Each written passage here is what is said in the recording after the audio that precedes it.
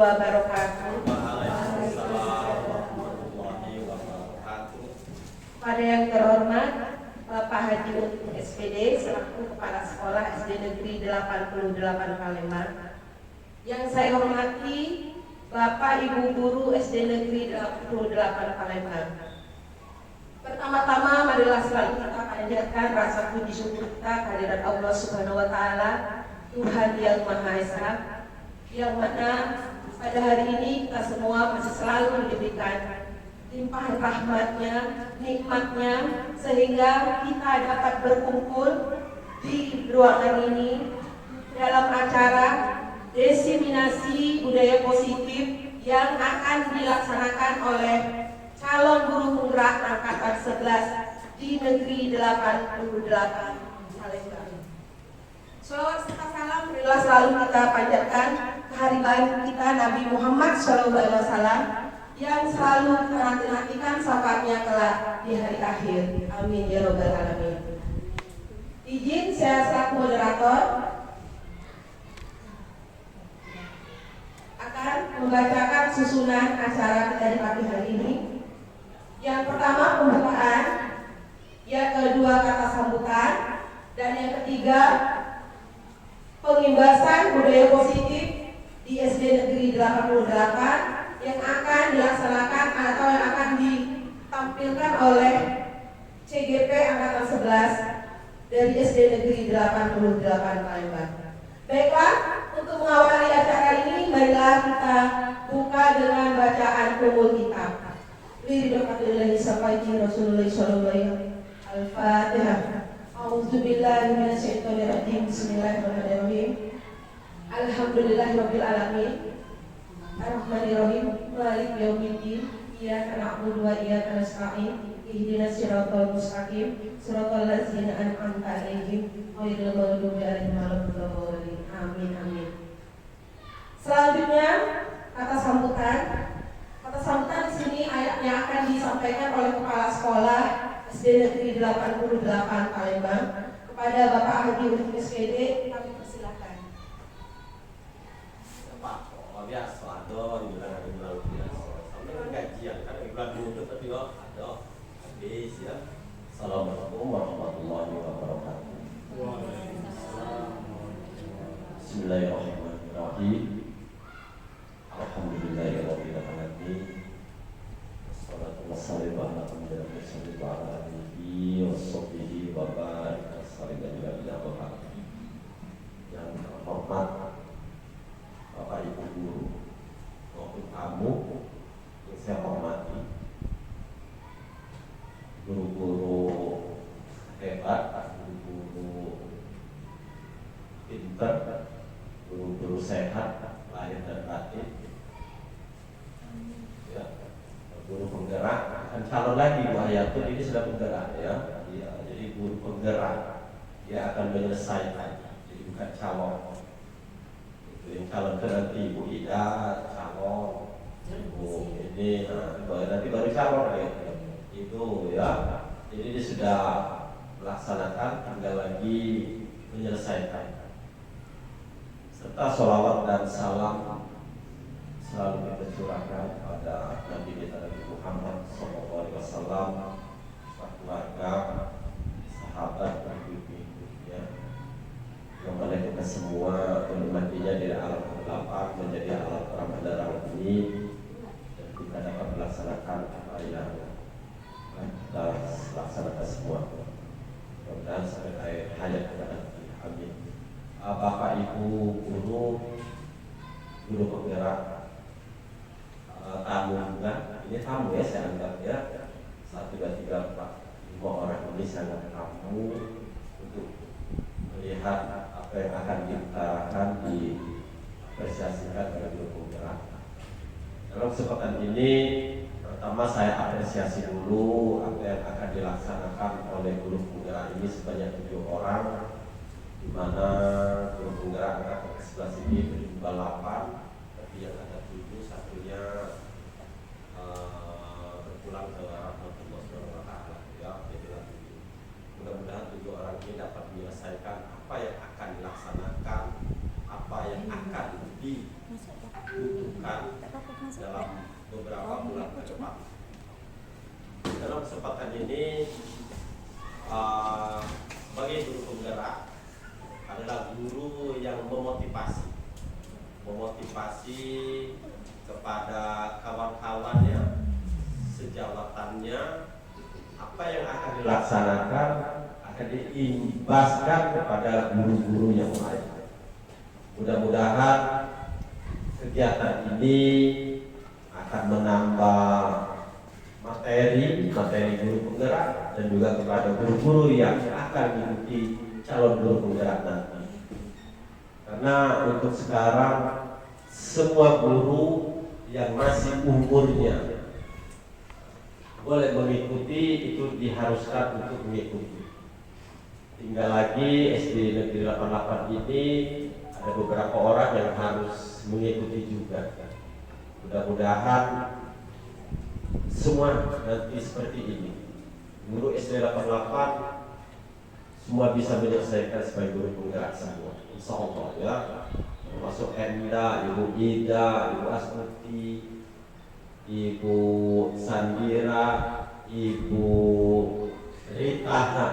Aku tidak salah sebut terus, Bu. Ibu Yanti terus yang belajar Pak, Ibu Rita, Pak. Iya. Mudah-mudahan akan menyusul. Nah, apa yang akan dilaksanakan pada hari ini, guru penggerak, saya apresiasi sekali lagi. Mudah-mudahan apa yang akan dilaksanakan akan menambah wawasan bagi guru penggerak itu sendiri, wawasan bagi guru yang diundang untuk mengapresiasi, mengikuti apa yang akan dilaksanakan oleh guru penggerak, menjadi motivasi untuk memacu akan lebih baik lagi, akan mengikuti guru penggerak. Lemak jadi guru penggerak, Bu. Di rumah bergerak, terus di sekolah tambah lagi. Jadi energi. Sekali lagi mudah-mudahan apa yang akan diberikan oleh guru penggerak ini kepada teman sejawatnya akan terlaksana dengan baik, menghasilkan juga yang terbaik, bisa diapresiasikan keluar ke dalam, baik kepada sekolah sendiri maupun nanti ke sekolah luar. Saya harapkan laksanakan ini dengan baik, saling bekerja sama dengan satu dengan yang lain. Apa yang didapatkan hari ini akan menghasilkan akan lebih baik lagi ke depannya. Silakan saling kolaborasi ya, jangan pelit-pelit sama kawan. Selesai satu selesai semua. Tidak satu tidak semua, itu baru ya. Tidak saya tanda tangan nih kalau 7 orang 6 yang berhasil, satu tidak saya tanda tangan. Itu namanya tidak kompak. Jadi kalau 7 mengikuti, 7 harus selesai. Tidak ada Pak, Ocha Dewe yang rendah, Pak untuk tanda tangan. Pak, di Dewe Pak lebaran besar, selesai mulai tidak Pak. Jadi kalau 1 6-nya harus gitu. Insya Allah ya, jadi kerjasamanya yang solid ya. Kalau kamu kerjasama solid, apa yang solid akan menjadi tidak sulit. Tapi kalau kamu tidak solid, yang mudah menjadi sulit nantinya. Mari bekerja sama, berkolaborasi yang sama, saling memberi dan mengasih. Mudah-mudahan apa yang kamu laksanakan menjadi bekal kamu untuk lebih baik ke depannya. Guru penggerak harus ada perubahan, ya, ke depannya harus lebih baik. Ini sudah saya lihat ada perkembangan positif. Mudah-mudahan ke depannya lebih positif lagi dari penggerak ya. Yang tadi datangnya agak lambat-lambat sekarang tidak ada lagi. Yang tadinya balik cepat-cepat sekarang tidak ada lagi. Ya, ini sudah menunjukkan ada perbaikan-perbaikan yang tanpa disadari, ya, tanpa diberitahu. Anda sudah tahu dengan apa kewajiban, apa haknya. Ya, alhamdulillah. Dia akan mencerminkan SD Negeri 88 ke depannya akan lebih baik lagi. Walaupun Pak untuk tinggal beberapa bulan lagi, tapi saya berharap SD 88 akan lebih baik lagi ke depannya, walaupun bukan saya selaku pemimpinnya. Ya, karena banyak yang senior, yang dari SMP di sini, yang dari SMA ke SD 88 ini, itu bisa menambah semangat cara bekerja, membaca, salah memberikan materi akan lebih berbeda lagi. Itu saja, mudah-mudahan apa yang dilaksanakan hari ini oleh guru penggerak akan menghasilkan manusia-manusia yang baik untuk Indonesia ke depan. Bapak Ibu ya, saya terima kasih. Saya akhiri wabillahi taufiq wal hidayah. Assalamualaikum warahmatullahi wabarakatuh.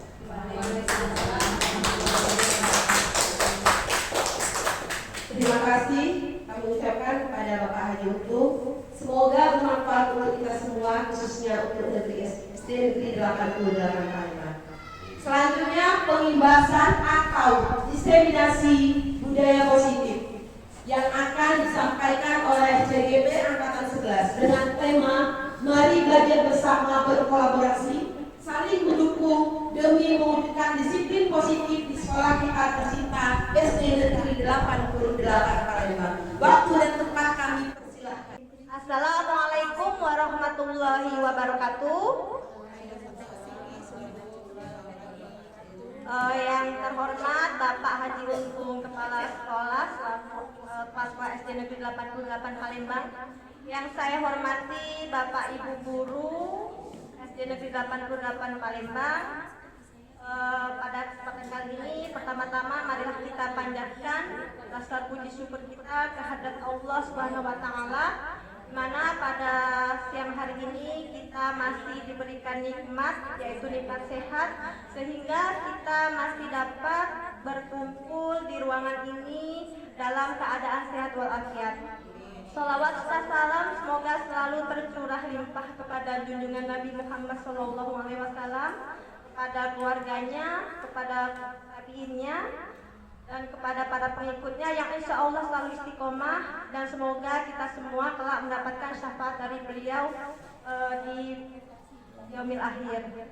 Baik Bapak Ibu, pada kesempatan kali ini saya ucapkan terima kasih kepada Bapak Ibu atas kehadirannya di sini dalam berbagi kami, yaitu tentang berbagi aksi nyata yang akan kami lakukan tentang diseminasi aksi nyata modul 1.4 tentang budaya positif.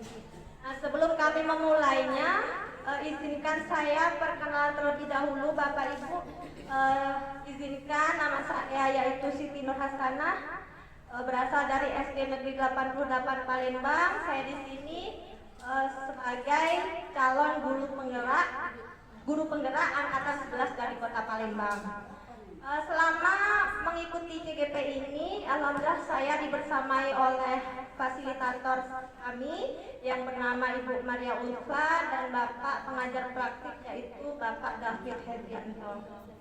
Baik Bapak Ibu, di sini izinkan kami nanti akan memaparkan tentang budaya positif aksi nyata kami selama mengikuti calon guru penggerak ini.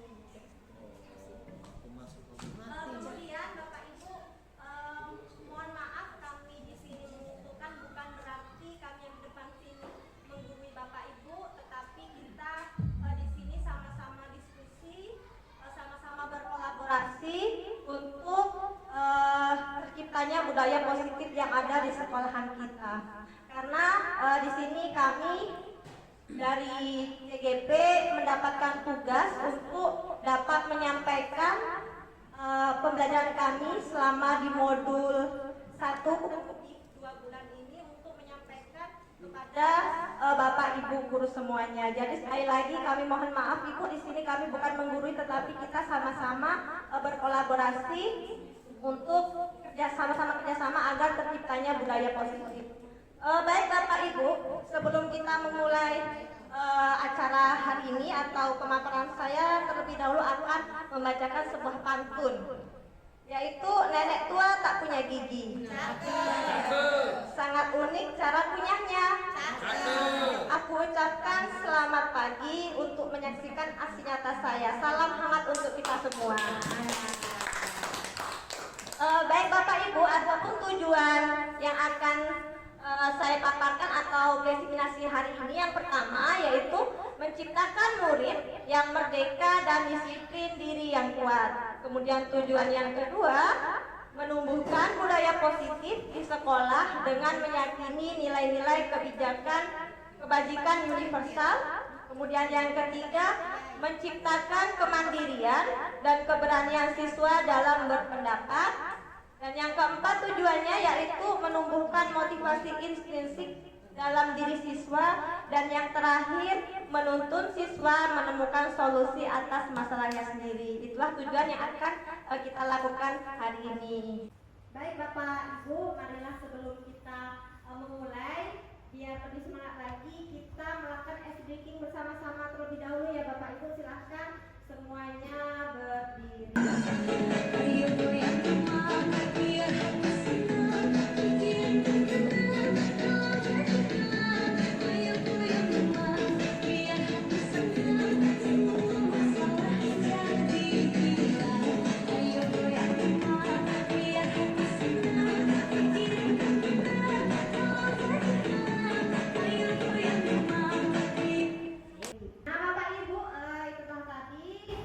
Pembukaan kita sebelum memulai diseminasi hari ini. Untuk selanjutnya yaitu yang akan kita bahas. Baik Bapak Ibu, selama kami mengikuti CGP ini kan kurang lebih waktunya 2 bulan, kami sudah menyelesaikan modul 1, di mana di dalam modul 1 itu terdapat 4 submodul. Yang pertama yaitu modul 1.1 yang materinya yaitu tentang filosofi pendidikan menurut Ki Hajar Dewantara. Kemudian modul 1.2 itu tentang nilai dan peran guru penggerak, dan modul 1.3 tentang visi dan prakasa perubahan, dan yang keempat yaitu modul 1.4 tentang budaya positif. Adapun aksi nyata atau penimbasan materi saya pada kali ini yaitu tentang budaya positif yang terdapat di modul 1.4. Baik Bapak Ibu, yang pertama yaitu yang akan kita bahas yaitu budaya positif. Apa itu budaya positif?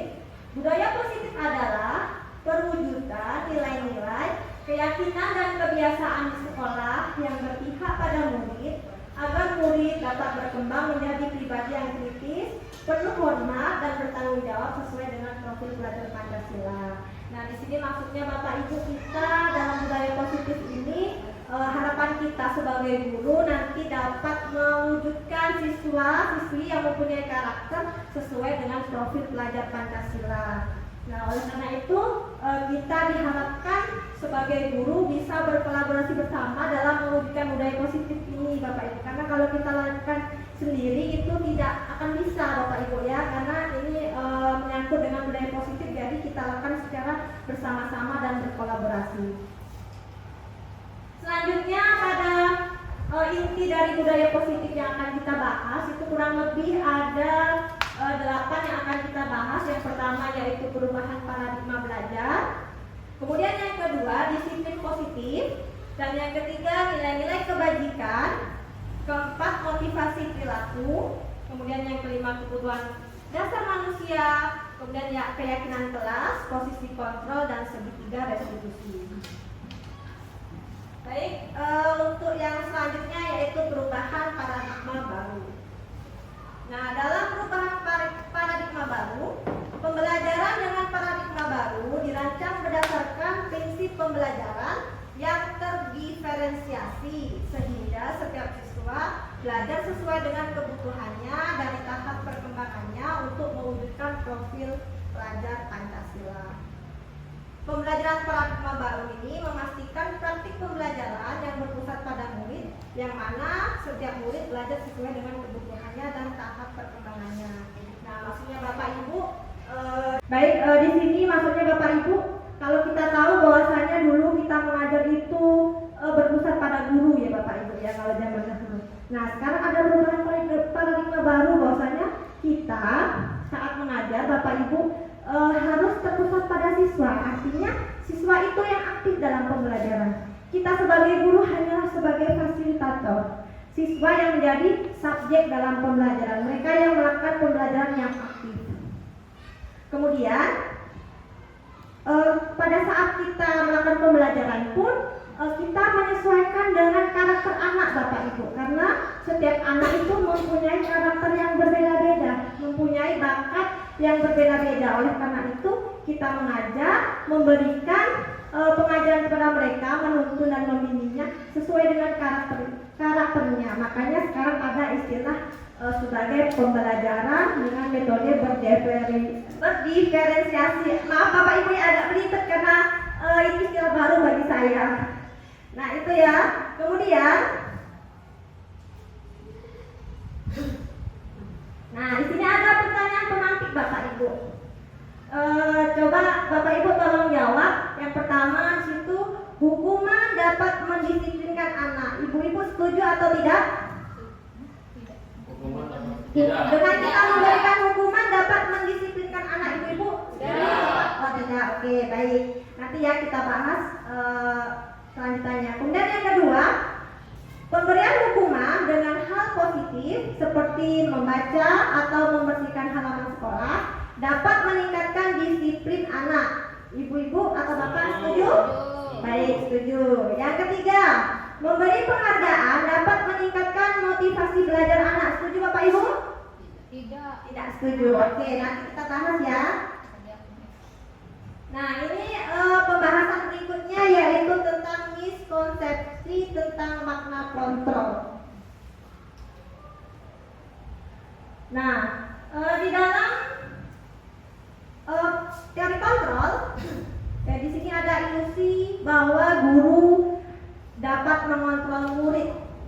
Nah, pada dasarnya Bapak Ibu, kita tidak dapat memaksa murid atau berbuat sesuatu jika murid tersebut memilih untuk tidak melakukannya.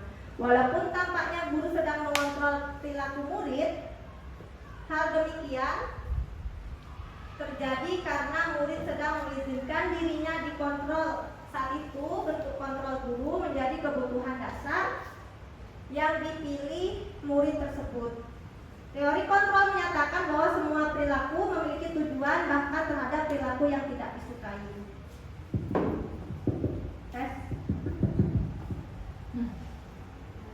Nah, maksudnya di sini Bapak Ibu, bahwasanya kita sebagai guru itu salah kalau kita mempunyai pandangan siswa itu bisa kita kontrol, ya.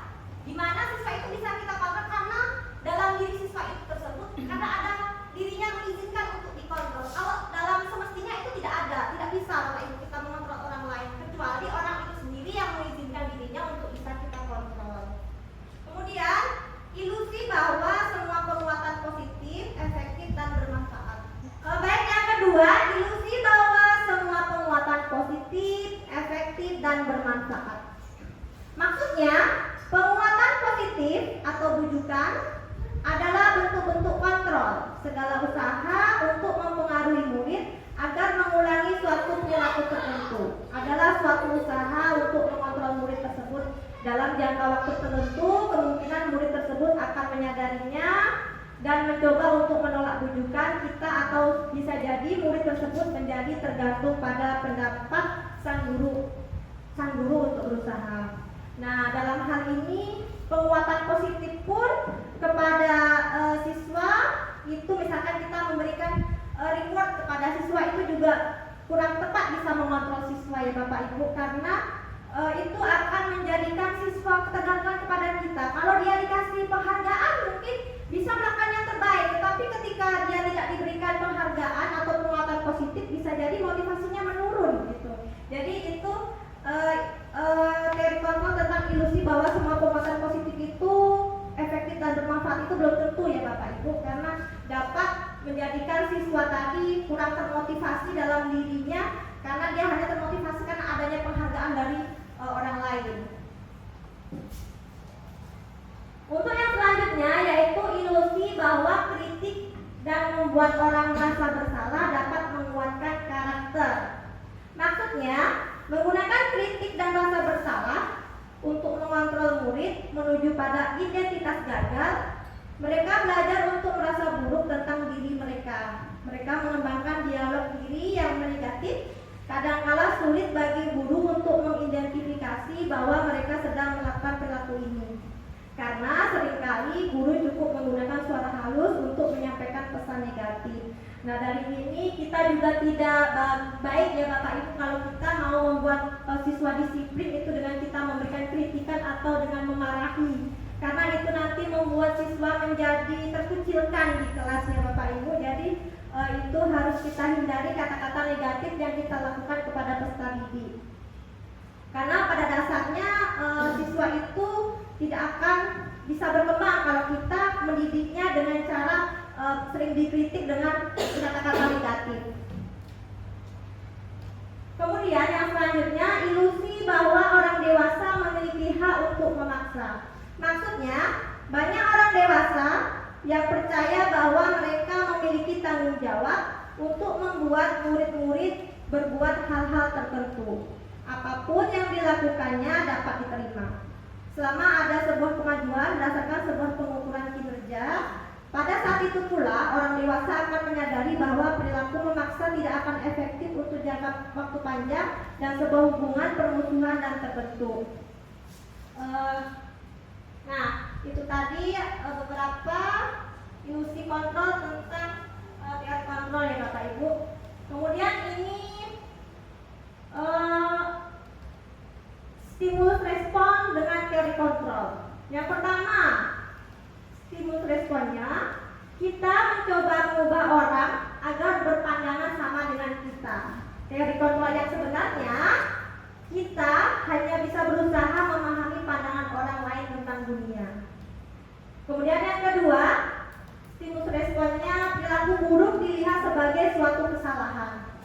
Teori kontrol yang benar, semua perilaku memiliki tujuan. Maksudnya misalkan saya berikan contoh ya Bapak Ibu, kalau siswa itu melakukan suatu perbuatan buruk, itu belum tentu dia salah, tetapi kenapa dia seperti itu? Karena dia tuh ada alasan. Bisa jadi misalkan mengapa dia di kelas itu sering buat ulang. Mungkin salah satu tujuannya, dia bikin tujuannya mungkin karena di dalam rumah dia tidak mendapatkan perhatian yang lebih dari orang tuanya. Makanya dia melakukan ulah di kelas supaya dia diinginkan agar diperhatikan oleh gurunya. Jadi belum tentu siswa yang melakukan kesalahan itu dia salah, tetapi dia itu sebenarnya ada tujuannya Bapak Ibu ya. Salah satunya kita yang saya jelaskan, di rumah dia kurang kasih sayang, makanya di kelas dia membuat ulah sehingga harapan dia gurunya tadi akan memperhatikan dirinya. Kemudian yang ketiga, orang lain bisa mengontrol saya. Yang teori kontrol yang sebenarnya, hanya Anda yang bisa mengontrol diri Anda, karena orang lain tidak akan bisa mengontrol diri kita kalau diri kita tidak mengizinkannya. Kemudian yang selanjutnya, stimulus responnya, saya bisa mengontrol orang lain. Teori kontrol yang benar, Anda tidak bisa mengontrol orang lain. Kemudian pemaksaan ada pada saat bujukan gagal. Teori kontrolnya, kolaborasi dan konsensus menciptakan pilihan-pilihan baru. Dan yang selanjutnya, model berpikir menang atau kalah. Dan teori kontrolnya, model berpikir menang atau sama-sama menguntungkan. Baik Bapak Ibu, untuk pembahasan yang selanjutnya yaitu yang kedua, yaitu tentang disiplin positif. Nah, adapun disiplin positif ini berasal dari bahasa Latin yang artinya belajar. Disiplin mengacu pada disiplin diri yang memiliki tanggung jawab terhadap apa yang dilakukannya berdasarkan nilai-nilai yang diyakini. Sedangkan menurut istilah, disiplin positif ini merupakan salah satu cara penerapan disiplin yang bertujuan untuk menumbuhkan kesadaran serta memberdayakan peserta didik tanpa imbalan, penghargaan atau reward, ancaman atau hukuman. Jadi maksudnya di sini Bapak Ibu, kita sebagai guru itu harapannya siswa kita itu disiplin, ya semuanya. Artinya dia mematuhi, dia tertib terhadap nilai-nilai kebajikan. Tetapi dengan cara tidak kita paksa, tetapi tidak cara dengan kita hukum.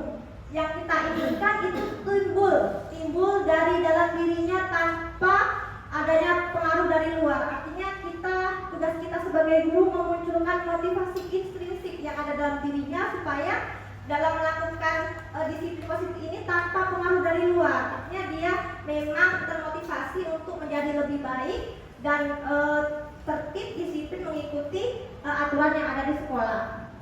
Sebagai pendidik, tujuan kita adalah menciptakan peserta didik yang memiliki disiplin diri sehingga mereka berperilaku mengacu kepada nilai-nilai kebajikan universal dan memiliki motivasi intrinsik dalam perubahan ke arah yang lebih baik.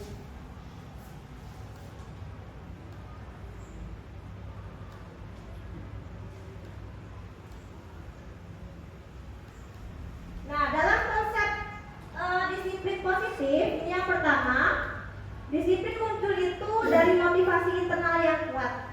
Artinya seseorang bisa dikatakan disiplin, bisa dikatakan dia mengikuti tata tertib yang ada di sekolah misalkan, itu bukan dari pengaruh luar ya Bapak Ibu. Tapi kalau masih dari pengaruh luar, artinya dia belum melakukan disiplin positif. Kalau disiplin positif itu siswa itu sudah ada kesadaran dalam dirinya bahwasanya misalkan saya harus datang pagi karena sebagai bentuk tanggung jawab dia. Nah, itu salah satu muncul motivasi intrinsik Bapak Ibu ya, bukan karena dari pengaruh luar. Tapi kalau siswa itu misalkan saya harus datang pagi supaya nanti saya tidak dihukum, nah itu berarti masih motivasi eksternal. Artinya anak itu belum melakukan disiplin positif karena masih terpengaruh oleh pengaruh dari luar. Kemudian konsep yang kedua tentang disiplin positif, menggali potensi diri menuju sebuah tujuan atau bermakna. Kemudian yang ketiga, mengontrol diri, menguasai diri untuk memilih tindakan yang sesuai dengan nilai-nilai kebajikan universal. Jadi setiap siswa maksudnya di sini dapat disiplin positif jika dirinya dapat mengontrol dirinya dan menguasai dirinya untuk memilih atau meyakini terhadap nilai-nilai kebajikan yang diyakininya. Kemudian yang konsep yang keempat, nilai kebajikan universal, kita misalkan penerapan dari profil pelajar Pancasila. Baik, untuk materi yang selanjutnya yaitu nilai-nilai kebajikan. Apa itu nilai-nilai kebajikan? Yaitu nilai yang disepakati bersama, lepas dari suku bangsa, agama, bahasa maupun latar belakangnya. Jadi nilai-nilai kebajikan ini nilai-nilai yang disepakati di seluruh warga sekolah, terlepas dari agama, bangsa maupun bahasa dan latar belakangnya. Nilai ini termasuk nilai baik yang diyakini oleh semua warga sekolah. Nah, contoh dari nilai kebajikan di sini kami ambil dari 3, yang sumbernya yaitu dari profil pelajar Pancasila, di mana nilai kebajikannya yaitu beriman, kemudian bertakwa kepada Tuhan Yang Maha Esa, kemudian berakhlak mulia, kemudian mandiri, bernalar kritis, berkebinekaan global, bergotong royong dan kreatif. Selanjutnya contoh nilai kebajikannya kami ambil dari Ibo Primary Years Program atau PGP. Di situ ada nilai kebajikannya Bapak Ibu, ada nilai toleransi, kemudian rasa hormat, kemudian integritas, mandiri, menghargai, antusias, empati, keingintahuan, kreativitas, kerjasama, percaya diri, dan komitmen.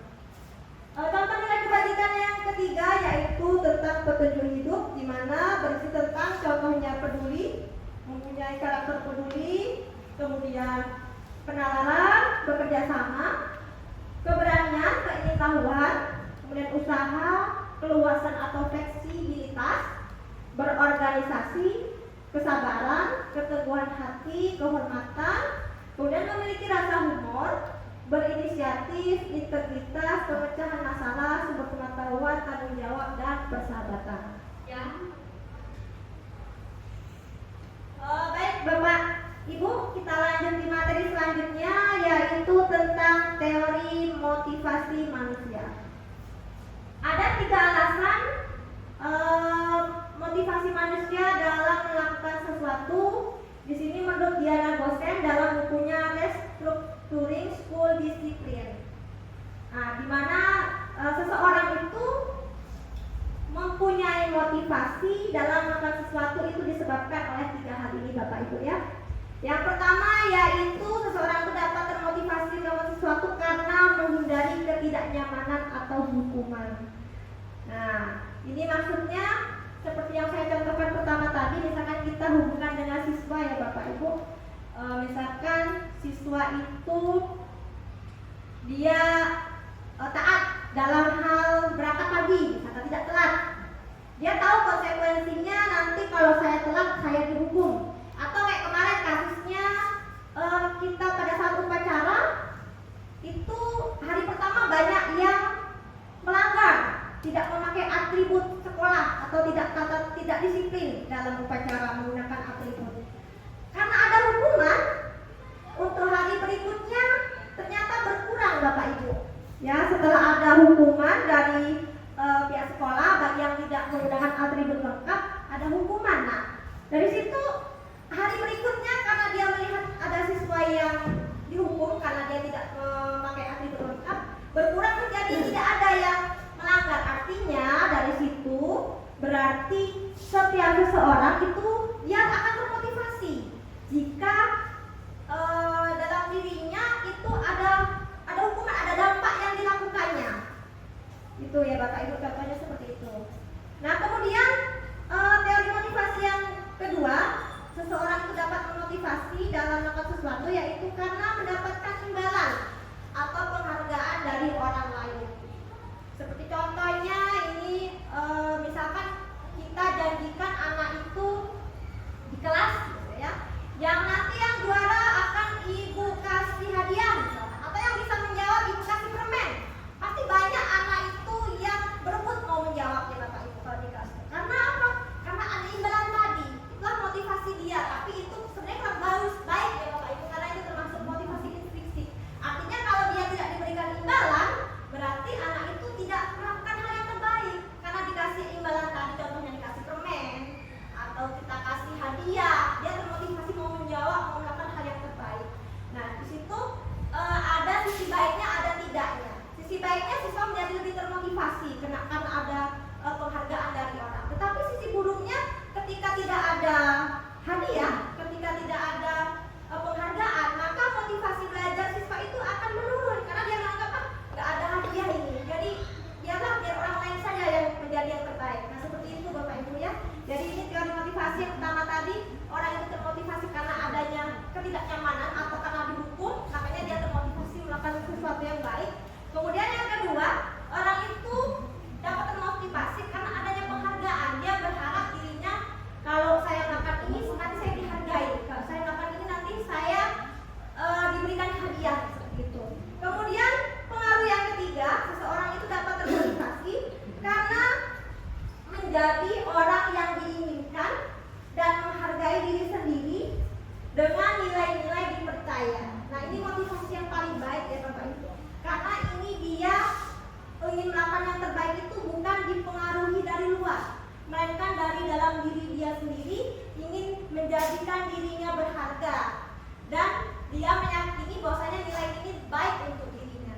Nah, inilah tugas kita sebagai guru agar dapat memunculkan motivasi intrinsik yang ada dalam diri siswa. Artinya kita berharap siswa itu dapat melakukan disiplin tanpa adanya pengaruh dari luar, tanpa adanya pengaruh dari motivasi ekstrinsik. Artinya dia memang timbul dalam dirinya ingin menjadi yang terbaik dan ingin menghargai nilai-nilai kebajikan yang dipercaya atau diyakininya. Oke, ini yang lanjutannya yang tadi Bapak Ibu ya. Yang pertama tadi sudah saya jelaskan, untuk menghindari ketidaknyamanan atau hukuman itu termasuk di motivasi intrinsik ini. Kemudian untuk mendapatkan imbalan atau penghargaan dari lain orang itu juga motivasi ekstrinsik. Dan yang ketiga, untuk menjadi orang yang mereka inginkan dan menghargai diri sendiri dengan nilai-nilai yang dipercaya itu termasuk motivasi intrinsik. Jadi tahu ya Bapak Ibu bedanya, apalah Bapak Ibu bedanya motivasi ekstrinsik dengan intrinsik tadi? Ekstrinsik itu dari dalam. Oh iya, kalau intrinsik itu dari dalam ya, iya benar Bapak. Jadi benar Ibu ya. Jadi kita membedakannya kalau motivasi ekstrinsik, X itu dari luar dan intrinsik itu dari dalam. Kita lanjutkan.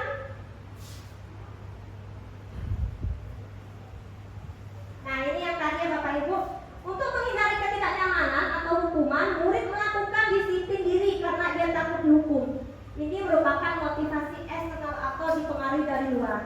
Kemudian yang kedua, untuk mendapatkan imbalan atau penghargaan dari orang lain, maka murid melakukan disiplin diri karena ia takut dihukum, atau ini merupakan motivasi eksternal. Dan yang terakhir yaitu menghargai nilai-nilai kebajikan diri sendiri.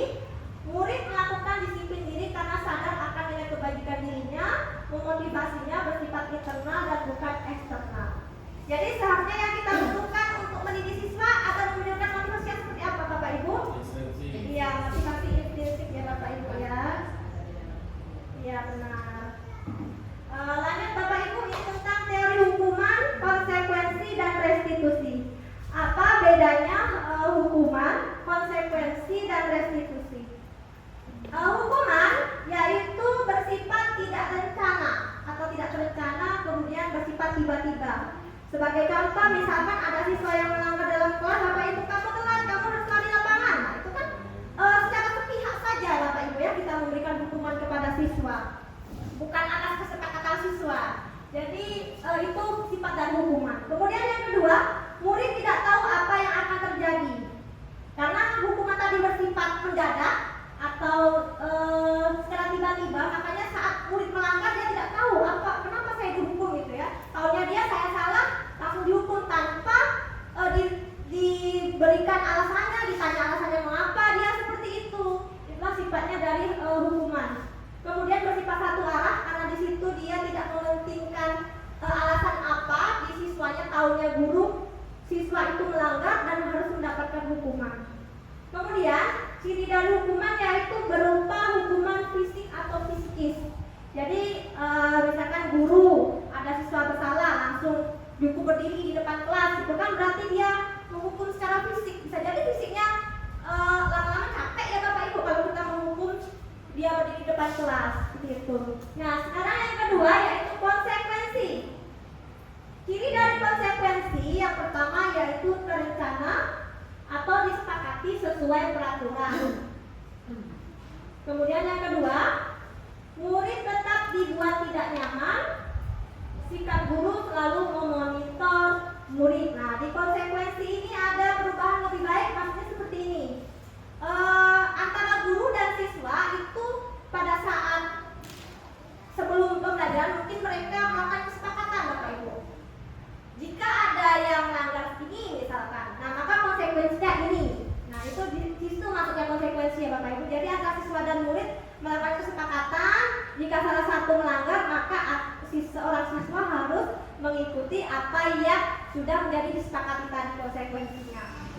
Contohnya misalkan siswa telat, konsekuensinya harus membersihkan WC misalkan. Nah itu mau tidak mau siswa harus mengikuti. Kenapa? Karena di situ sebelumnya sudah dibuat kesepakatan. Beda dengan hukuman tadi. Kalau hukuman siswa tidak tahu Bapak Ibu ya. Dia salah hukumannya apa dia tidak tahu. Tapi kalau konsekuensi ini siswa tahu hukumannya apa nanti kalau saya berlaku seperti ini. Kemudian yang ketiga restitusi. Tahapan yang ketiga. Restitusi itu proses menciptakan kondisi bagi murid untuk memperbaiki kesalahan. Proses kolaboratif yang mengajarkan murid untuk mencari solusi sendiri. Nah, ketiga inilah yang dari 1, 2, 3 hal yang paling baik yang kita lakukan kepada siswa dalam mendisiplinkan siswa atau memberikan budaya positif. Itu yang paling baik yang mana Bapak Ibu? Restitusi. Iya, yang paling baik yaitu restitusi. Karena di restitusi ini kita sebagai guru tidak mencari siapa yang salah, kita tidak menyalahkan siswa, tetapi di sini tugas kita sebagai seorang guru membantu siswa dalam menyelesaikan masalahnya, kenapa dia bisa berbuat seperti itu. Pasti setiap orang mempunyai alasan sendiri. Nah, Bapak Ibu, ini ada pilihan ya antara hukuman atau konsekuensi kalau dijawab Bapak Ibu. Yang pertama, lari mengelilingi lapangan basket 2 kali karena terlambat hadir di sekolah. Kira-kira menurut Bapak Ibu ini hukuman atau konsekuensi? Hukuman. Ya, ada yang hukuman, ada yang konsekuensi. Oke, nanti kita lihat jawabannya ya di slide berikutnya. Kemudian yang kedua, membersihkan coretan yang dibuat di meja tulis. Konsekuensi. Oke, konsekuensi kita kunci dulu jawabannya ya. Kemudian yang ketiga, berdiri di depan kelas sambil mengangkat kaki satu karena tidak bisa menjawab pertanyaan. Hukuman ya, karena bersifat fisik ya Bapak Ibu ya. Jadi ini bentuk dari hukuman. Kemudian yang keempat, mencatat 100 kali di dalam buku kalimat saya tidak akan terlambat lagi. Apa nih Bapak Ibu? Konsekuensi atau hukuman? Hukuman. Yang lain Ibu sama hukuman juga? Oke, lanjut. Nanti kita lihat jawabannya ya. Kemudian yang kelima, menggantikan kertas tugas teman yang telah dicoret-coret. Konsekuensi. Iya, konsekuensi. Coba kita lihat Bapak Ibu jawabannya. Ya, benar ya. Ada yang salah?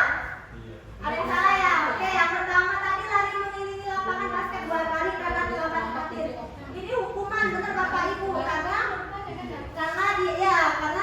ini konteksnya di dalam kelas, dia berhubungan ya, karena dia berhubungan dengan di kelasnya. Kecuali kalau misalkan yang ngajar Bapak Edo misalkan kan beliau sebagai pelajaran mengajar PJOK, siswa telah hadir.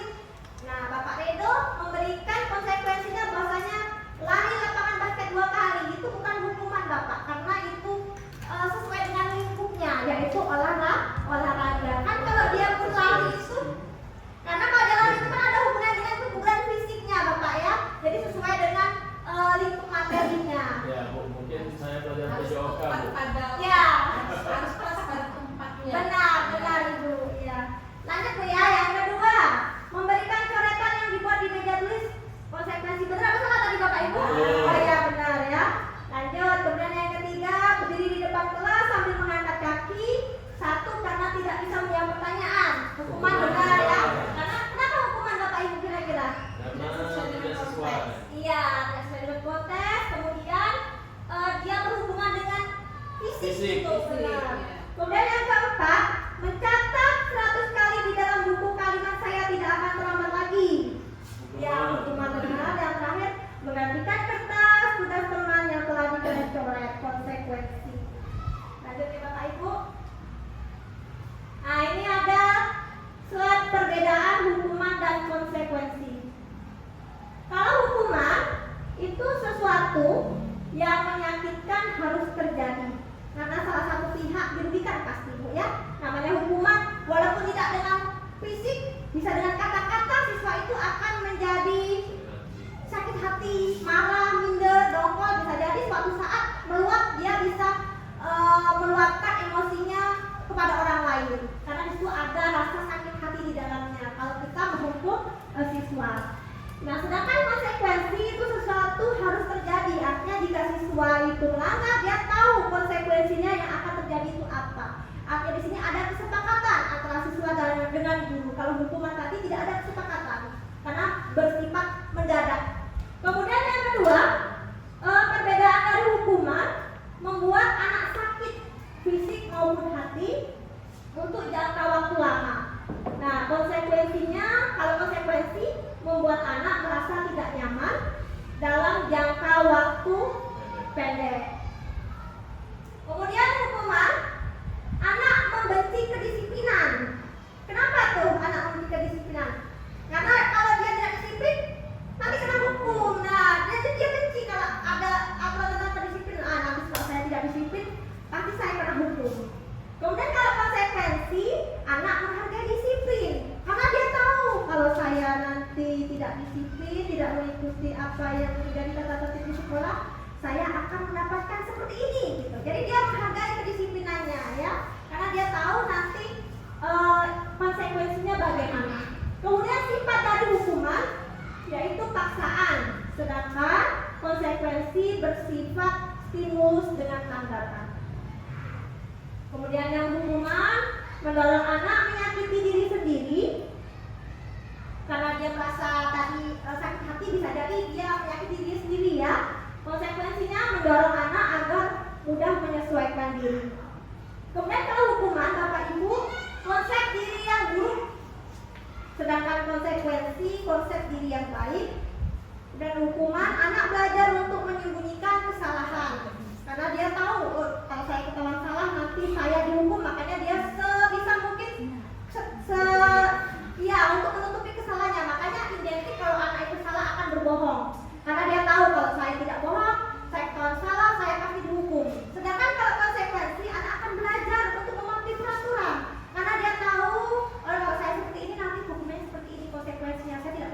Jadi lebih menghargai dirinya ya Bapak Ibu kalau ada konsekuensi.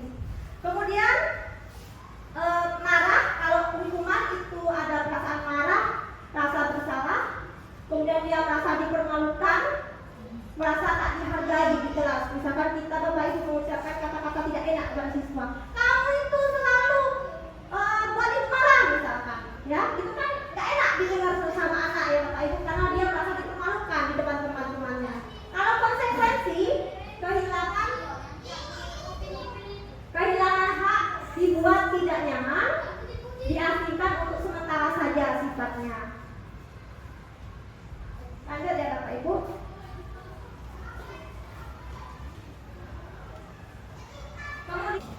Baik Bapak Ibu, untuk selanjutnya yaitu kita materinya yaitu kebutuhan dasar manusia. Kebutuhan dasar manusia adalah segala sesuatu yang kita lakukan untuk mendapatkan apa yang kita inginkan. Jadi yang namanya kebutuhan dasar itu segala sesuatu yang kita sebagai manusia itu lakukan tujuannya untuk mendapatkan apa yang kita inginkan ya. Seluruh tindakan yang kita lakukan memiliki tujuan tertentu. Dan semua usaha terbaik yang kita lakukan adalah dalam rangka agar kebutuhan dasar kita terpenuhi dengan baik. Itu pengertian dari kebutuhan dasar manusia Bapak Ibu. Nah, kita sebagai manusia ada 5 kebutuhan dasar manusia yang harus dipenuhi. Yang pertama yaitu bertahan hidup. Nah, kebutuhan bertahan hidup ini meliputi Bapak Ibu makanan, kemudian pakaian, tempat tinggal, keamanan, dan kesehatan. Selanjutnya yaitu kebutuhan kasih sayang dan rasa diterima. Yang meliputi rasa diterima, dipedulikan, kemudian ini ya berbagi, kerjasama, menjadi bagian dari kelompok. Kemudian kebutuhan dasar yang ketiga yang dibutuhkan oleh setiap manusia yaitu penguasaan. Seperti contohnya manusia itu juga butuh dihargai atau harga diri, kemudian keinginan untuk dianggap, kemudian memimpin, berprestasi, diakui dan dikenal. Selanjutnya kebutuhannya yaitu kebebasan yang meliputi mandiri, meliputi memiliki pilihan, mencoba hal baru, mampu mengendalikan arah dirinya. Dan yang terakhir kebutuhan manusia yaitu tentang kesenangan, contohnya bermain, kemudian humor, antusiasme dan tertawa. Nah ini kalau yang dihubungkan dengan kita sebagai pendidik Bapak Ibu ya, di sini banyak sekali kita mendapatkan kasus di kelas. Salah satunya ada beberapa kebutuhan siswa itu yang tidak terpenuhi di rumahnya, makanya mereka melakukan agar kebutuhan dasarnya itu dapat terpenuhi di sekolah. Contohnya kalau siswa itu misalkan dia kurang di rumahnya mungkin tidak punya teman misalkan, artinya dia kesenangannya bermain dengan temannya itu kurang. Nah, makanya ketika di sekolah bertemu teman-temannya dia banyak melakukan permainan atau banyak mengajak kawan-kawannya bermain. Nah itulah kita misalkan ketika kita belajar, siswa itu apalagi kalau di kelas rendah ya, itu kita menyampaikan materi Bapak Ibu paling konsen itu 30 menit kurang lebih. Setelah itu dia pasti akan fokusnya kurang karena dia mempunyai kebutuhan dasar tadi, yaitu kebutuhan dasar bermain.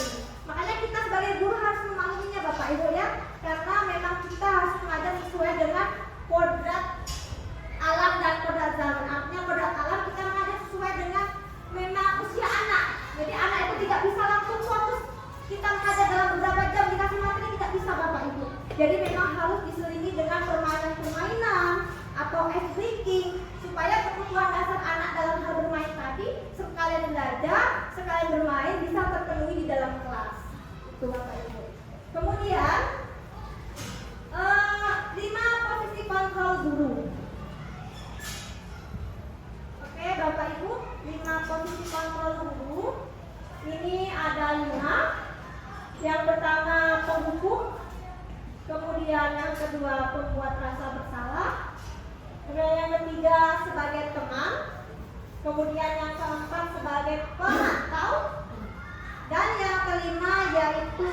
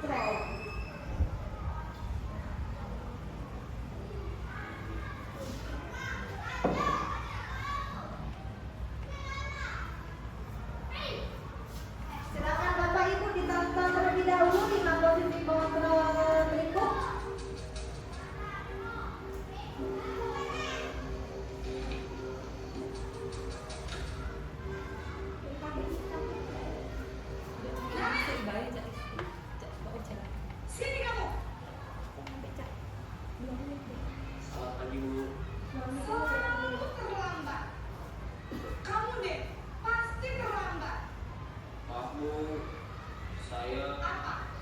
Apa coba? Alasan kamu apa lagi? Kapan sih kamu tidak terlambat? Malas sekali ya kamu jadi anak.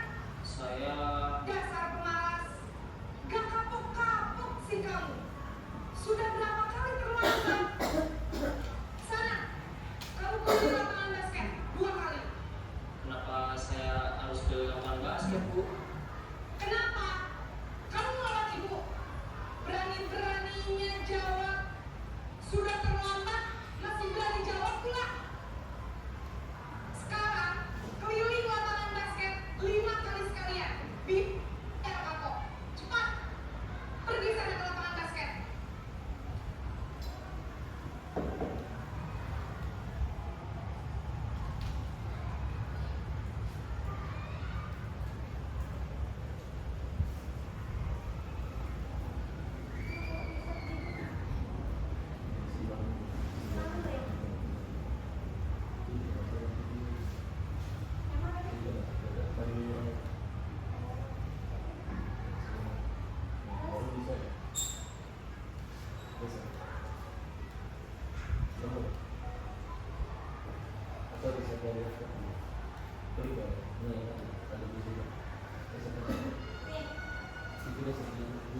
Oh ya.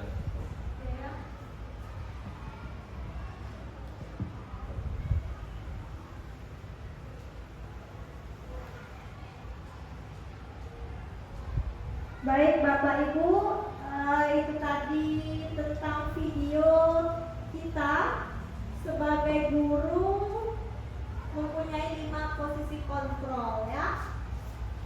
Baik, akan kami jelaskan. Yang pertama yaitu guru sebagai penghukum. Nah, pada posisi ini seorang penghukum bisa menggunakan hukuman fisik maupun verbal. Guru dipercaya bahwa hanya caranya yang bisa berhasil dalam proses pembelajaran.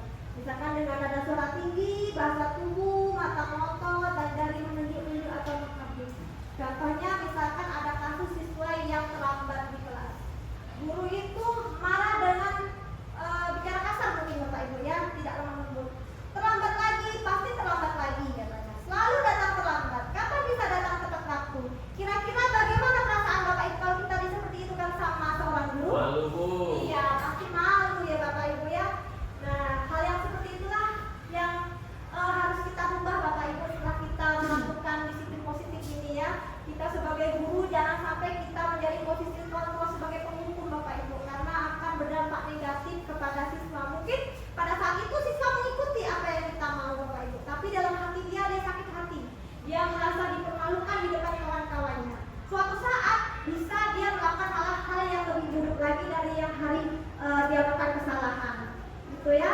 Jadi posisi penghukum ini yang kita lakukan, mungkin kita semua pernah melakukannya Bapak Ibu, termasuk saya sebelum melakukan di CGP ini sering kita melakukan posisi kontrol sebagai penghukum kepada siswa. Nah, bagaimana perasaan murid bila guru berbicara seperti itu pada saat muridnya datang terlambat? Kemungkinan murid marah dan mendendam atau bersifat agresif. Bisa jadi sesudah kembali duduk, murid tersebut akan mencoret-coret bukunya atau meja tulisnya, lebih buruk lagi. Setelah sekolah, murid melihat motor atau mobil Bapak Ibu guru akan menguras kendaraan tersebut dengan paku. Ini sebagai contoh kasusnya saja kalau kita melakukan hukuman kepada siswa. Kemudian posisi kontrol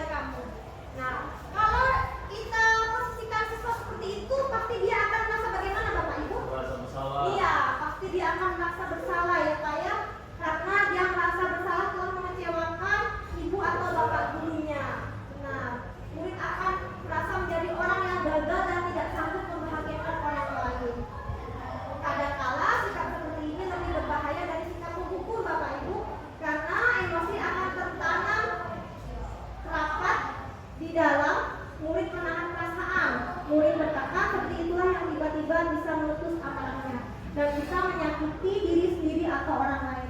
Jadi hal seperti itu juga harus kita hindari Bapak Ibu ya, dengan cara kita bilang, kamu nggak kasihan ya sama saya sudah capek-capek aja sama kamu kok malah buat pulang terus. Nah, seolah-olah kita ini menyalahkan siswa Bapak Ibu ya.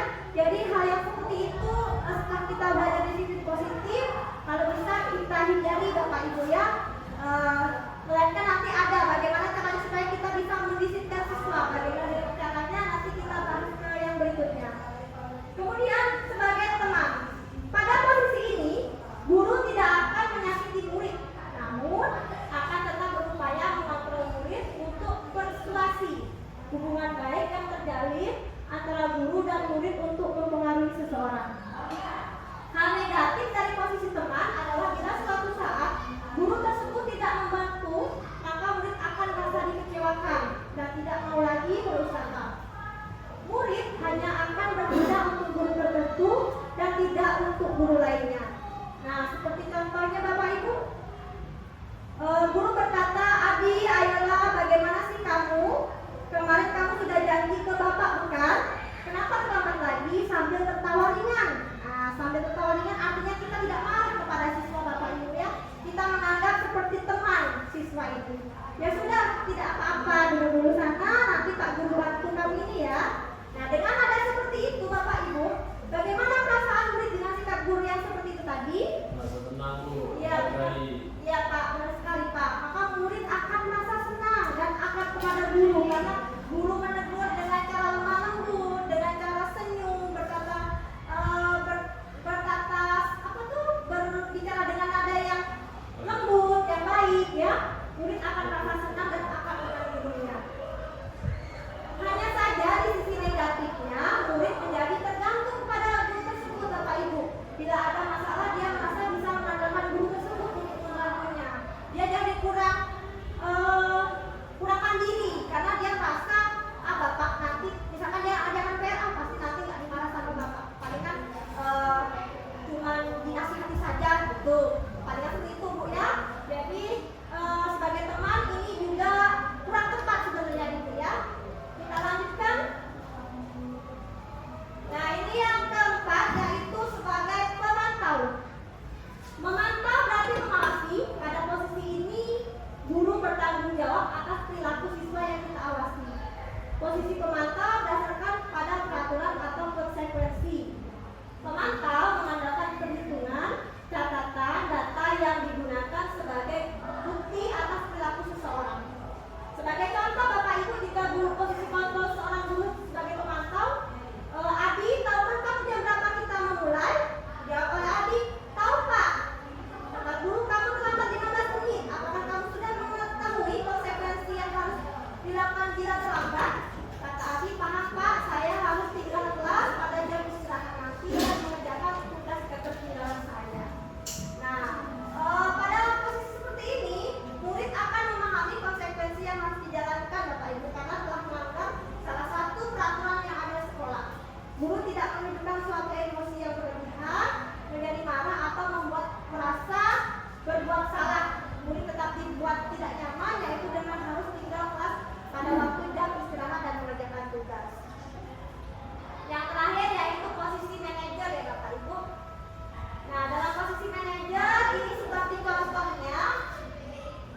Di posisi ini guru berbuat sesuatu bersama dengan murid, mempersilakan murid mempertanggungjawabkan perilakunya, mendukung murid agar dapat menemukan solusi atas permasalahannya sendiri. Artinya kita sebagai guru, pada saat murid melakukan kesalahan, kita tidak langsung menyalahkan, tapi kita memberikan solusi bagaimana caranya supaya siswa itu tidak lagi melakukan kesalahan yang sama. Seperti contohnya ada percakapan berikut Bapak Ibu antara guru, Adi, apakah kamu mengetahui jam berapa sekolah dimulai? Jawab oleh Adi, tahu Pak, jam 7. Kemudian dia, jadi kamu terlambat, kira-kira bagaimana kamu akan memperbaiki masalah ini? Dijawab oleh Adi, saya bisa menanyakan teman saya Pak untuk mengerjakan tugas yang tertinggal. Baik, itu bisa dilakukan. Apakah besok akan ada masalah untuk kamu agar bisa hadir tepat waktu sekolah? Kata Adi, tidak Pak, saya bisa hadir tepat waktu. Baik, saya hargai usahamu untuk memperbaiki diri. Nah, pada posisi ini Bapak Ibu, kita tidak langsung menyalahkan si Adi, tetapi seorang guru memberikan solusi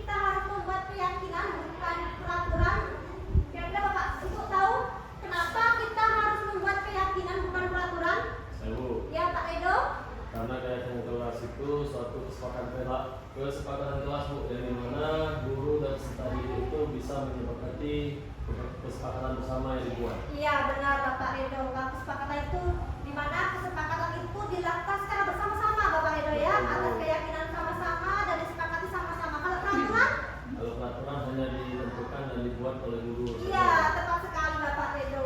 Kalau peraturan itu hanya sepihak, artinya siswa itu tidak tahu sudah jadi ada peraturannya di sekolah. Makanya kita buat keyakinan supaya siswa itu tahu, karena dia merasa dia membuat keyakinan itu. Kalau dia melanggar berarti dia tahu konsekuensinya ya Bapak Ibu ya. Kita lanjutkan. Nah ini ada mengapa harus, yang pertama mengapa kita memiliki peraturan tentang penggunaan helm pada saat mengendarai kendaraan roda 2 motor.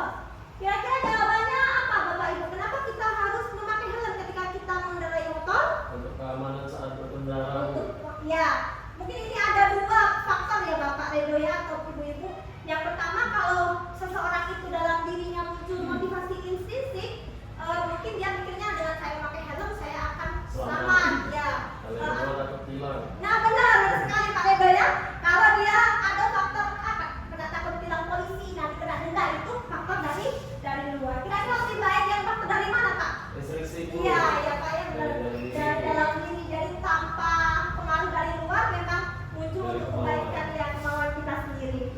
Kemudian contoh yang kedua, mengapa kita memiliki peraturan tentang penggunaan masker dan mencuci tangan setiap saat. Ini juga mungkin jawabannya sama ya Bapak, dengan demi kesehatan ya.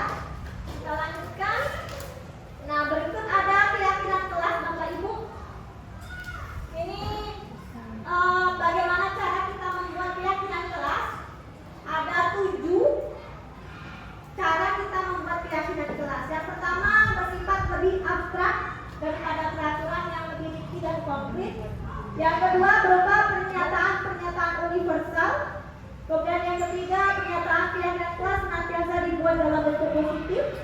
Yang keempat, keyakinan kelas hendaknya tidak terlalu banyak sehingga mudah diingat dan dipahami oleh semua warga kelas. Kemudian dalam membuat keyakinan kelas yang keempat, Bapak Ibu, keyakinan kelas hendaknya tidak terlalu banyak sehingga mudah diingat dan dipahami oleh semua warga kelas. Kemudian yang kelima, keyakinan kelas sebagai sesuatu yang dapat diterapkan di lingkungan tersebut. Yang keenam, semua warga kelas hendaknya ikut berkontribusi dalam pembuatan keyakinan kelas lewat kegiatan curah pendapat. Dan yang terakhir, bersedia meninjau kembali keyakinan kelas dari waktu ke waktu.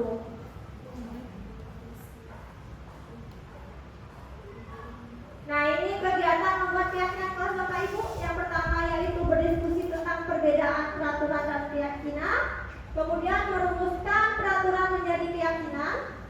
Dan yang selanjutnya yaitu kita menetapkan keyakinan kelas.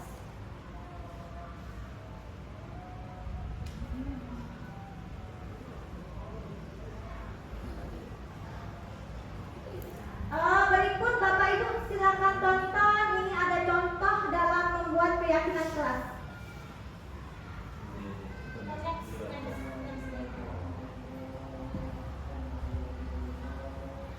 Selanjutnya, ini contoh Bapak Ibu ya, contoh keyakinan kelas yang sudah kita buat di kelas bersama siswa.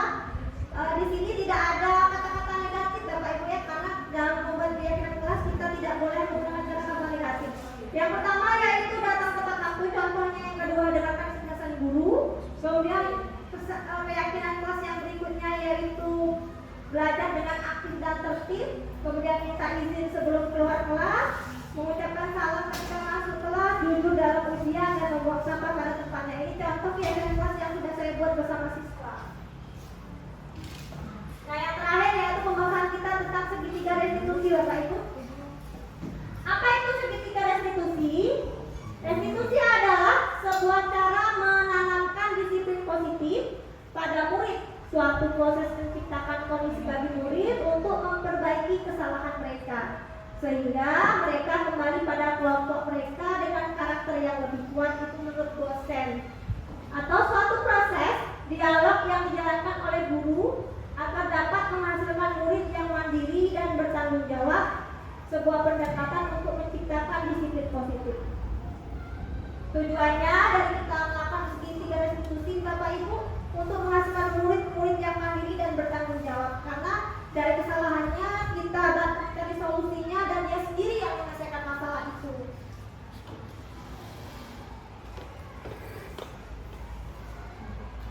Nah, dalam segitiga restitusi Bapak Ibu, kita pertama-tama jika ada kasus di kelas kita akan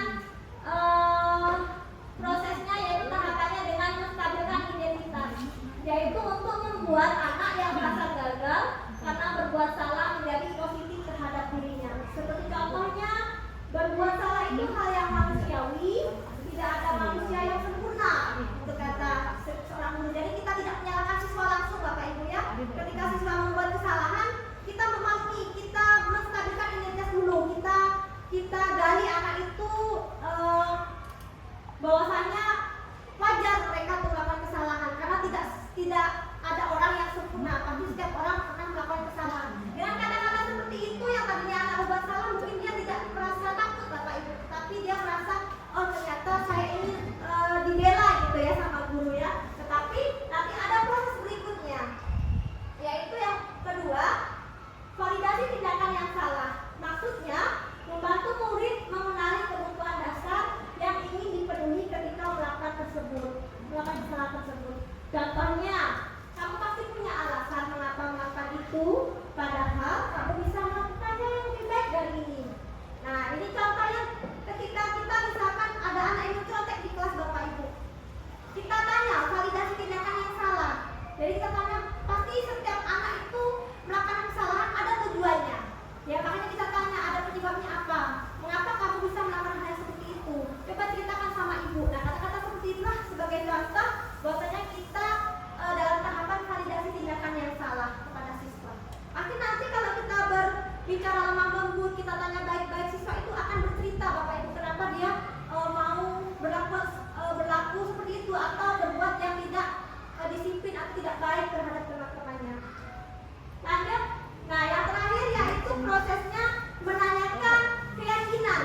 Jadi dari yang pertama tadi kita tidak menyalahkan sama siswa, kita seperti membela kepada siswa.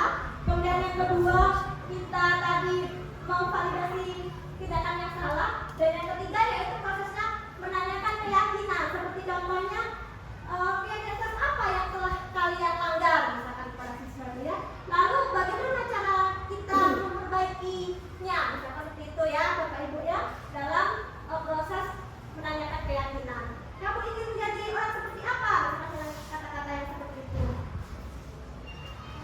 Nah, berikut ada contoh kasus segitiga restitusi Bapak Ibu yang sudah saya lakukan di kelas.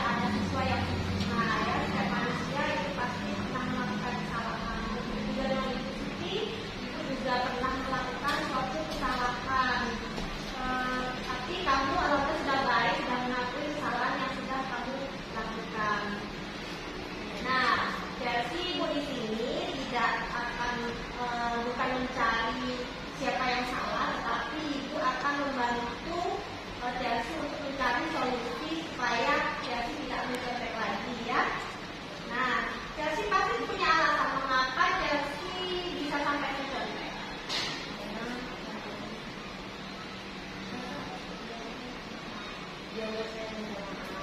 Ya. Kenapa kamu sampai mencontek? Coba ceritakan sama ibu. Oh, karena semalam tidak belajar. Nah, mengapa Chelsea tidak belajar ketika mau ulangan?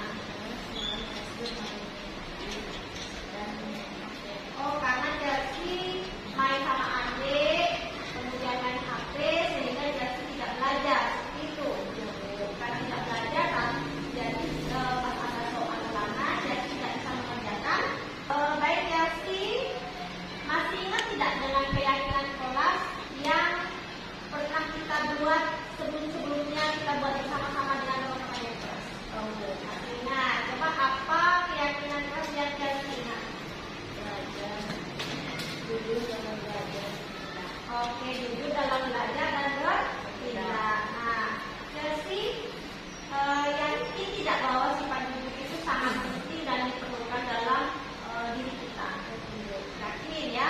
Nah, kalau yakin, kira-kira hal apa yang harus Chelsea lakukan supaya Chelsea tidak melakukan atau mengulang mencontek lagi, karena itu termasuk contoh perbuatan yang tidak jujur. Apa yang harus Chelsea lakukan supaya tidak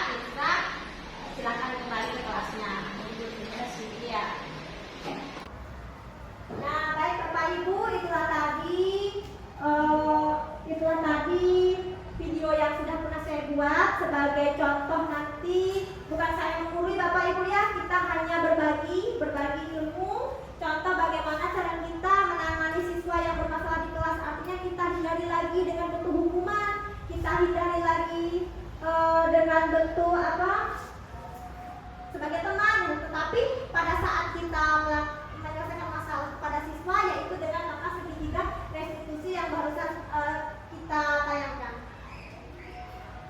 Nah, untuk selanjutnya Bapak Ibu, kita akan diskusi. Ini saya bagi nanti 3 kelompok. Silakan Bapak Ibu diskusikan. Kami ada siapkan kasus. Bapak Ibu silakan diskusikan bagaimana cara menyelesaikan kasus sesuai dengan segitiga restitusi yang sudah kita bahas barusan ya Bapak Ibu ya.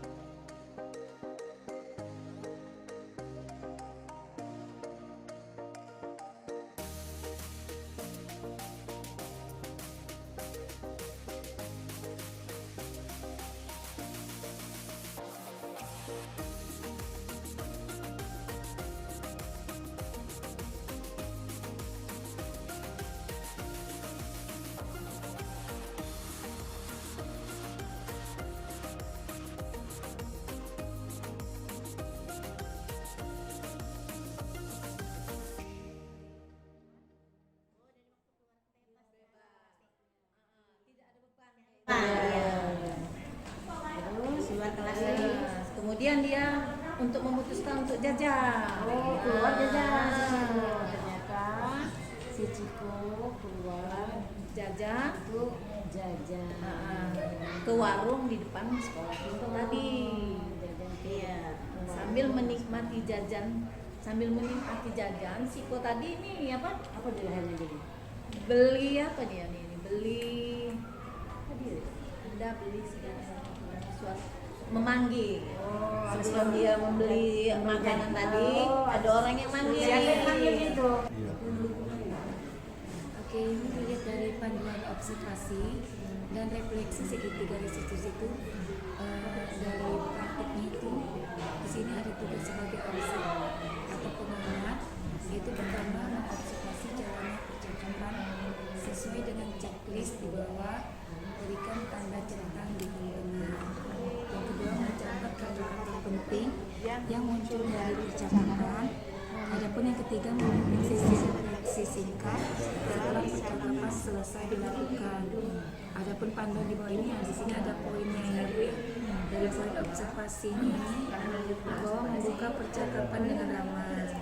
Misalnya mengucap salam, bertemu pada guru mengucapkan salam, Memberikan salam hormat kepada orang yang lebih tua, dan begitu.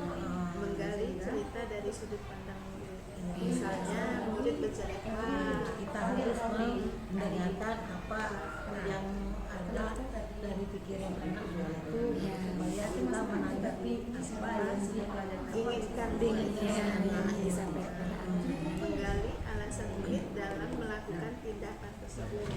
Contohnya, salah satunya apabila murid melakukan kesalahan, Kita harus menegurnya untuk memperbaiki diri anak supaya lebih baik ke depan, ya.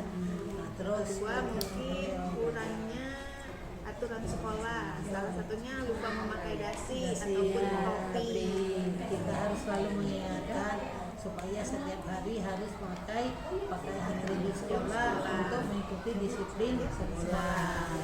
Menggunakan tahapan pertama dari segitiga restitusi. Pertama dari segitiga stabilkan identitas. Nah, di mana anak-anak, setiap anak harus menggunakan identitas sekolah. Misalnya nama, band, sekolah, berasal dari mana. Dari sekolah mana, ya, supaya kalau ada terjadi apa-apa bisa mudah dikenali oleh orang-orang yang di jalan gitu.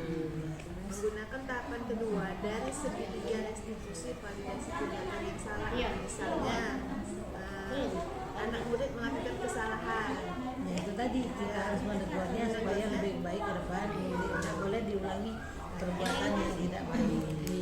Menggunakan tahapan ketiga dari segitiga restitusi, menanyakan keyakinan. Misalnya salah satunya adalah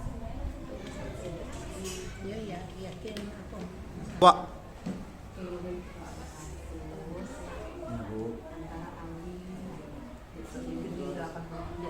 di SMP 8 Plendo. Terus waktu jam istirahat makan, sebelum mulai, ibu melihat Amira ini sedang sedih. Jadi ini penjelasan dari Amira. Tadi sebelum kita belajar pembelajaran dimulai, sudah terjadi apa antara Ali dan Amira sehingga Amira jadi ibu ini sedih dan ibu ingin menyelesaikan kasus ini. Jadi jawab dengan jujur. Kalau ceritakan yang sudah terjadi antara Ali dan Amira sebelum jam pembelajaran dimulai. Terima kasih. Jadi di sini Ali cerita sedikit terkait dari Amira itu ngaku dia bisa sendiri. Jadi di dalam pelajaran matematika berhubung Ali ini lebih besar nilainya dibanding Amira tadi. Jadi Ali ini dengan spontan istilah kata itu kayak mengolok-olok Amira. Ali itu bilang seperti ini. Ya Amira, nilai kamu lebih kecil daripada saya. Lihat nih saya nih mendapatkan nilai 100. Oh iya 90. Amira mana ada, kakak aja gak bisa kan? Nah, jadi di situ ya mungkin Ali tanpa sadar Bu bisa mengucapkan seperti itu. Dan ada juga ibarat kita tidak sadar dari perbuatan Ali. Ya, Ali sekarang sudah sadar ya dari ucapan Ali itu bahwa tidak mengira akan menyinggung perasaan Ali. Ya, jadi Ali sudah menyadarkan kesalahan Ali dan Ali masih ingat keyakinan kelas kita yang kemarin, Masih ingat Bu? saling menghargai. Saling menghargai. Jadi untuk kedepannya itu apa? Keyakinan kelas yang kita sepakati ada 5 keyakinan kelas kita terapkan supaya kelas kita refleksi tidak terjadi tidak ada terjadi perasaan. Oke, memang ibu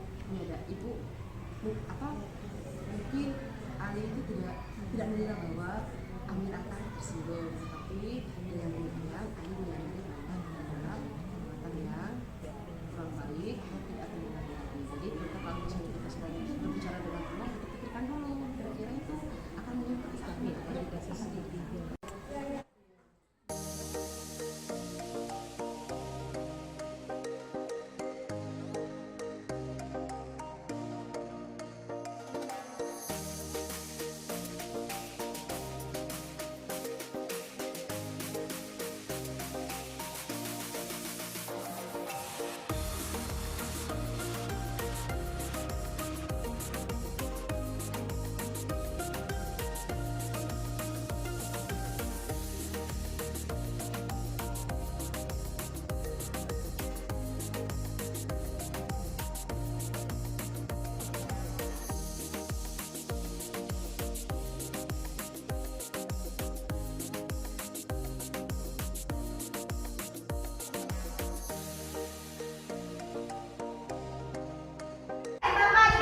Itulah tadi diskusi kita tentang segitiga restitusi.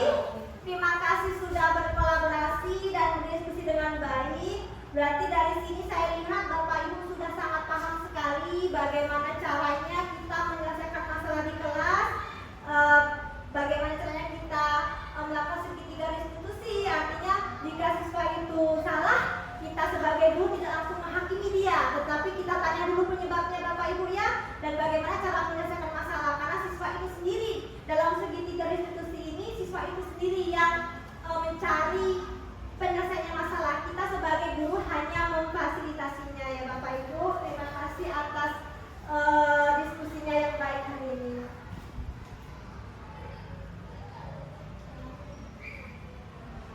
Baik Bapak Ibu, itulah tadi pemaparan dari kami, dari saya khususnya. Kira-kira dari pemaparan saya tadi, apakah ada dari Bapak Ibu yang kurang paham atau kurang jelas? Bisa berbagi kepada kami atau memberikan umpan balik boleh, atau memberikan tambahan, sanggahan ataupun pertanyaan. Kami persilakan Bapak Ibu. Oh iya, baik Bapak Redo, silakan kan Bapak Redo. Oke, Ibu. Pakai mic. Di sini Mbak Ibu. Oh iya, silakan. Terima kasih banyak atas kesempatannya kepada Bu Siti ya. Jadi di sini saya ingin menanyakan sedikit terkait dari keyakinan kelas Bu. Oke Bu, mulai dibuka dari slide dari slide 42 Bu ya. Kalau kelas keyakinan kelas, kalau nggak salah tadi di slide 42. Nah ya. Baik, di sini Bu Siti yang sedikit ingin saya tanyakan terkait dari keyakinan kelas. Jadi di situ tadi Bu Siti sudah menyebutkan beberapa keyakinan kelas yang dimana Ibu Siti sudah menguatkan dari 7 keyakinan kelas. Nah di sini tadi saya tertarik di poin ketiga Bu Siti dari keyakinan kelas yang sudah Bu Siti ini buat. Tapi di sini saya masih bingung apa isinya. Jadi terkait dari poin ketiga, di situ ada pernyataan keyakinan kelas senantiasa dibuat dalam bentuk positif. Nah, di sini yang ingin saya garis bawahi, apakah positif bisa menjelaskan dan bagaimana contoh untuk penerapannya dalam bentuk positif dari keyakinan kelas di poin ketiga ini. Baik, itu saja Bu Siti. Terima kasih atas kesempatannya. Saya kembali. Ya. Baik Bapak Redo, terima kasih atas pertanyaannya. Di sini Bapak Redo bertanya tentang keyakinan kelas pernyataan yang ketiga Bapak Redo ya? Ya, betul. Ya, pernyataan keyakinan kelas senantiasa dibuat dalam bentuk positif. Itu maksudnya bagaimana begitu Bapak Redo? Ya, betul. Ya. Dari cara pengertiannya, kemudian apa saja contohnya, Oh, ya, baik. penerapannya Bu. Baik.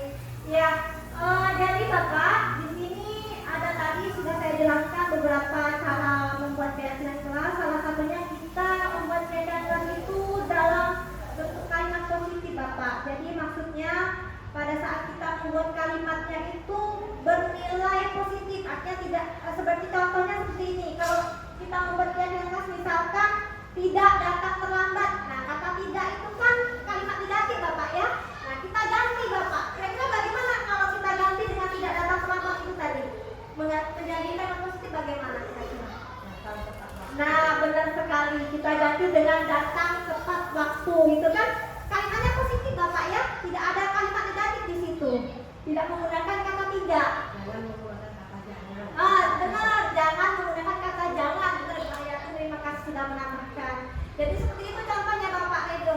Atau contoh yang lain masih banyak Pak Redo yang sudah kami buat. Nah ini contohnya misalkan yang nomor 2 ini tidak boleh ribut di kelas, kan sama maknanya ya. Tetapi kita ganti dengan dengarkan penjelasan guru. Gitu. Tidak usah terlalu panjang Bapak. Kenapa? Karena supaya tujuannya mudah diingat oleh siswa. Kalau panjang nanti tidak diingat karena kesepakatan ini, keyakinan ini tujuannya supaya siswa itu mengingat. Kalau dia sudah mengingat, maka akan timbul dalam dirinya keyakinan-keyakinan apa saja yang harus dia lakukan.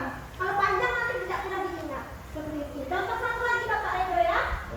Kemudian, misalkan ini. Tidak boleh mencontek, misalkan nomor 6 ini. Tidak boleh mencontek, kita ganti dengan jujur dalam ujian. Di situ tidak ada kalimat negatif ya Bapak ya. Jadi mungkin itu jawaban dari kami. Jadi dalam keyakinan kelas ini kita tidak boleh menggunakan kata negatif. Yang harus kita lakukan yaitu dengan kata-kata yang positif atau menghindari dengan kata jangan. Mungkin seperti itu Bapak Redo, bisa diterima Bapak Redo? Bisa. Baik, terima kasih. Ya, baik Bapak Redo, dari yang saya jelaskan tadi, kira-kira bagaimana? Adakah dengan saya jelaskan tadi Bapak Redo sudah mengerti atau ada tambahan tanggapan lain Bapak Redo? Baik, terima kasih Bu Siti. Jadi yang saya tangkap dari pernyataan dari keyakinan kelas tadi, yaitu dalam kita membuat suatu keyakinan kelas itu, yang dimana keyakinan kelas kita buat dengan kalimat-kalimat positif, yang dimana menggunakan kalimat tersebut untuk kebaikan pada saat pembelajaran di dalam kelas. Iya, Mungkin itu saja yang bisa saya luruskan terkait dari keyakinan kelas. Iya, betul sekali. Terima kasih ya Bapak Redo ya atas tambahannya dan tanggapannya Bapak Redo. Baik, kira-kira Bapak Ibu masih ada lagi yang perlu ditanyakan? Cukup Bu. Oke, saya rasa cukup ya Bapak Ibu ya. Untuk selanjutnya Bapak Ibu,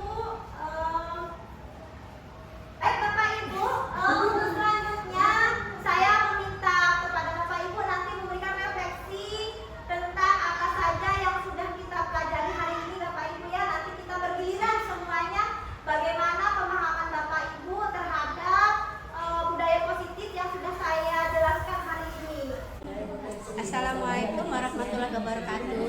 Baiklah, dari hasil pemaparan tadi saya bisa menyimak sedikit ya pemaparan tadi tentang refleksi. Adapun refleksi di sini yang saya dapat yaitu tentang budaya positif.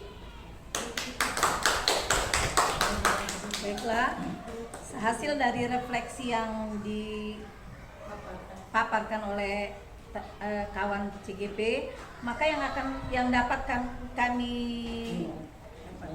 dapat segitiga restitusi.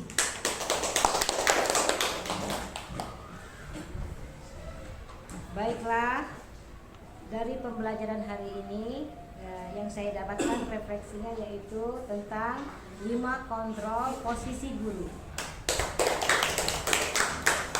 Hasil pembelajaran hari ini yang saya dapatkan adalah perubahan paradigma baru. Baiklah, terima kasih kepada para teman-teman CGP. Adapun hasil yang saya terima hari ini, yang saya dapatkan dari ilmu yang sudah diberikan yaitu tentang keyakinan kelas. Baiklah, hasil dari refleksi hari ini yang saya dapat adalah segitiga restitusi. Assalamualaikum warahmatullahi wabarakatuh. Baiklah ibu-ibu, untuk yang pembelajaran hari ini yang saya dapatkan yaitu tentang kebutuhan dasar manusia. Oke, terima kasih sebelumnya. Assalamualaikum warahmatullahi wabarakatuh. Untuk refleksi pembelajaran kita hari ini yang dapat saya ambil dari pembelajaran kita hari ini yaitu tentang budaya positif, yang mana memang untuk penerapan budaya positif di SD Negeri 88 ini sudah baik dan perlu ditingkatkan lagi ke depannya.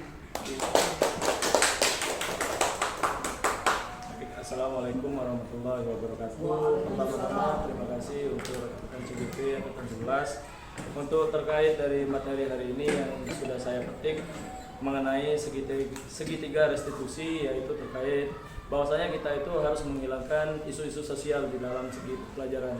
Baik, itu saja. Untuk yang kedua, bagaimana perasaan Bapak Ibu setelah kita mengikuti kegiatan hari ini? Senang, bahagia, dan mendapatkan manfaat. Alhamdulillah. Ya, semoga dengan kita melakukan aksi nyata ini, penjelasan budaya positif ini, harapan kita ke depannya kita bersama-sama mewujudkan sekolah kita agar mempunyai disiplin positif dan budaya positif ya Bapak Ibu ya.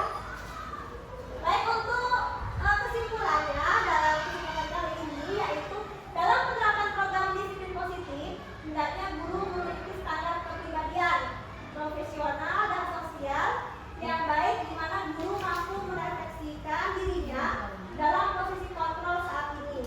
Bagaimana perjalanan diri sebagai manajer yang menuntun murid-muridnya sebagai insan yang mandiri, merdeka dan bertanggung jawab.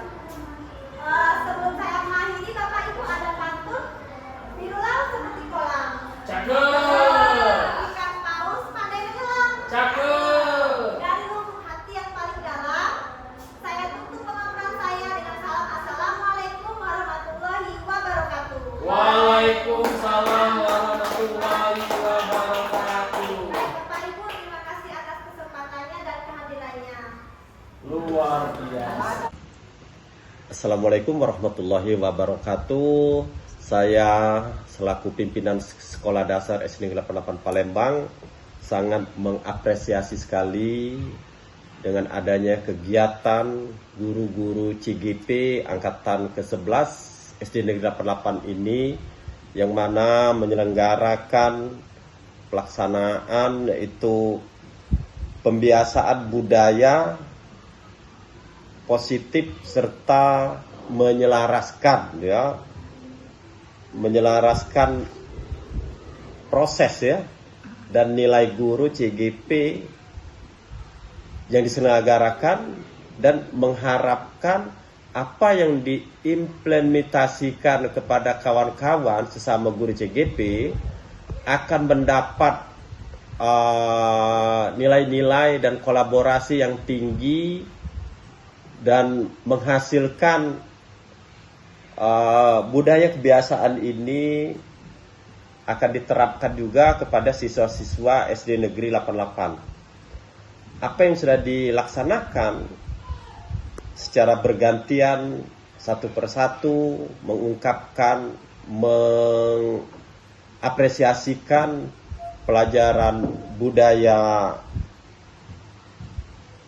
positif, mudah-mudahan kedepannya akan memberikan wacana yang baru, keadaan yang baru, suasana yang baru di SD Negeri 88 ini.